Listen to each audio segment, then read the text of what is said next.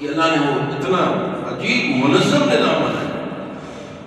شہد کا جو نظام ہے، جو اس کی تمام چیزیں ہیں اس کی الگ الگ ہے، اس کی جو ترتیب ہے، جس ترتیب پہ وہ کام کرتے ہیں، جو ان کا امیر ہوتا ہے، امیرہ ہوتی ہے، وہ اس کی بات کو اتنا مانتے ہیں کہ آپ سب بھی نہیں سکتے.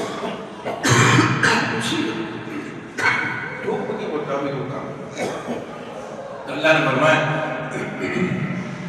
ان فی ذلک لآیۃ لقوم یتفکرون، اس میں نشانی ہے جو لوگ غور فکر کریں. ہمیں غور فکر کرنا چاہیے، اپنی روزمرہ کی زندگیوں میں خوب غور فکر کرنا چاہیے.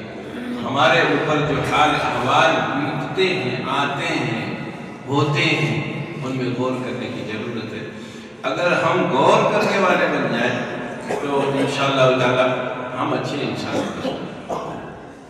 اللہ کی نعمتوں کو اگر ہم اپنے اوپر غور کر لیں تو ہم اچھے انسان باکمال بنتے ہیں. سانس لینے کا نظام، دیکھنے کا نظام، چلنے کا نظام، کھانے پینے کا نظام، اور ایسا سسٹمیٹک نظام ہے